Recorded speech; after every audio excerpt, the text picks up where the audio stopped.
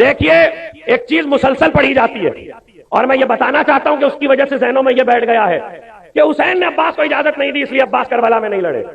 میں تو اول تو یہ ماننے کو تیار ہی نہیں ہوں، اس لیے کہ عباس معرفت حسین میں اس سطح پر ہے جہاں معاملہ جنبش و ابرو سے بات سمجھنے کا ہو جاتا ہے، وہاں لفظوں سے اجازت کی ضرورت نہیں ہوا کرتی.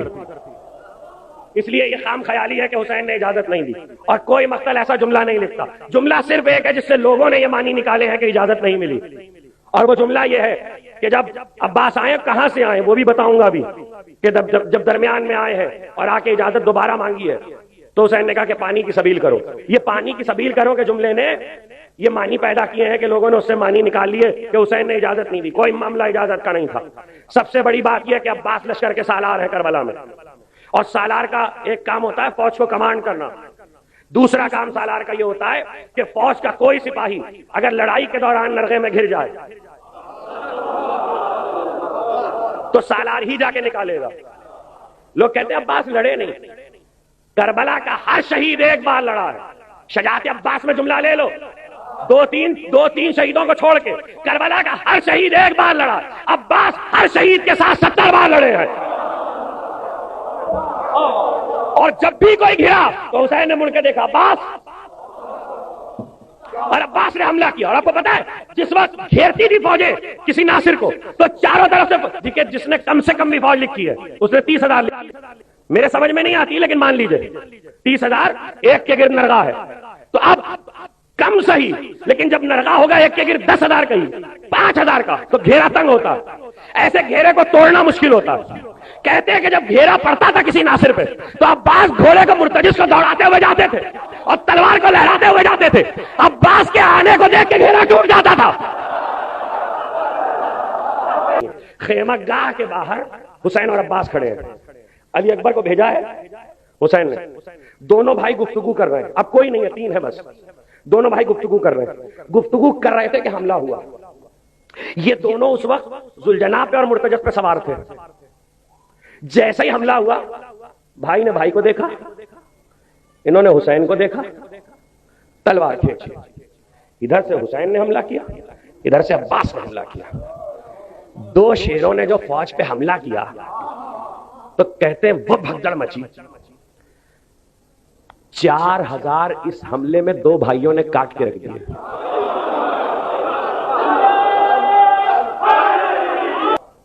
ایک بار ادھر سے تیر آیا، تیر جو آیا تو سید الشہداء کی ہنسلی میں لگا تو ہاتھ سے پکڑ کے تیر کو کھینچا، قبا سے رومال نکالا اور رومال نکال کے ہنسلی پہ رکھا اور لہو پہ رکھ کے اسے دبایا تاکہ خون بند ہو جائے.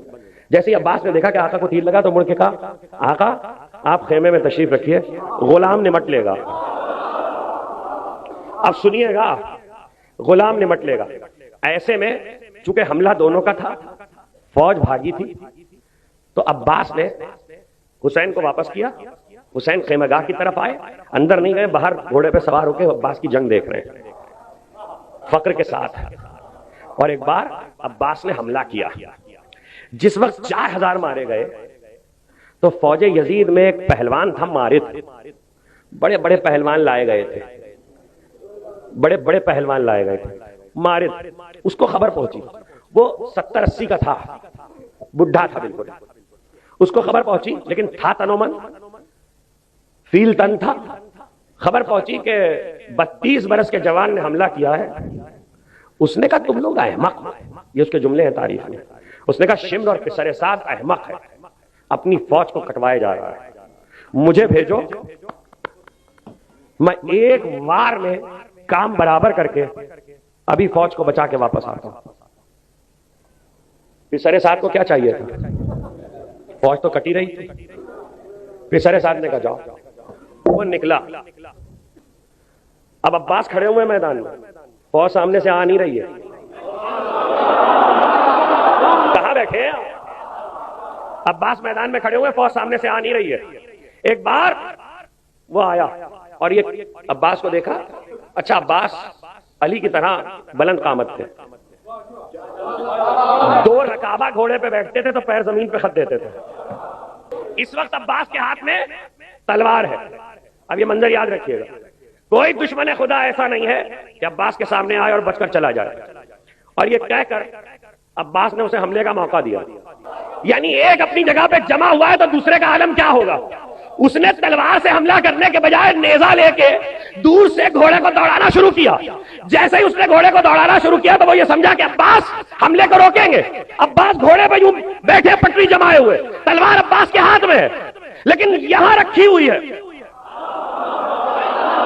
تلوار یہاں رکھی ہوئی ہے اور قبضے پہ ہاتھ رکھے ہوئے, اور ایک بار وہ نیزے کو لے کے بڑھ رہا. اس نے جو بڑھتے بڑھتے عباس کی استقامت دیکھی تو پہلے پریشان ہوا, پھر بوکھلایا, پھر ہڑبڑایا, اور اب جو وہ قریب آیا تو اور حیرانی کہ عباس تو جگہ سے ہلا ہی نہیں. تو اس پر نفسیاتی اثر یہ ہوا کہ جانے کیا ہونے والا ہے.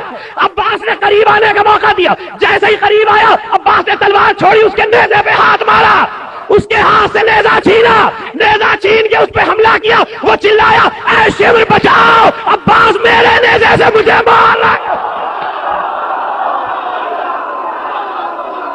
شمر مجھے بچاؤ, عباس میرے نیزے سے مجھے مار رہے ہیں. اچھا عباس نے نیزہ چھینا تھا, حملہ نہیں کیا تھا.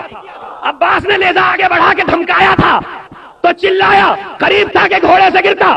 عباس نے ایسے میں حملہ کیا, نیزہ جا کے گھوڑے پہ لگا تو گھوڑے سے وہ پلٹ کے گرا. جیسے ہی گرا تو شمر نے کہا کہ مارد کو گھوڑا دو, توجہ, مارد کو گھوڑا دو. دوسرا گھوڑا لے کے غلام میدان میں آیا. یہ میدان میں ہوتا تھا گھوڑا مارا جائے تو گھوڑے لے کے آیا. جیسے ہی گھوڑا لے کے دوسرا غلام آیا تو قریب تھا کہ وہ پہنچے اور مارد اس پر بیٹھے. عباس نے اپنے مرتجز کو کعبہ دیا, اس غلام کے قریب آئے, غلام کو ہاتھ سے پکڑ کے ہٹایا, اپنے گھوڑے سے کودے, اس کے گھوڑے پہ بیٹھ گئے.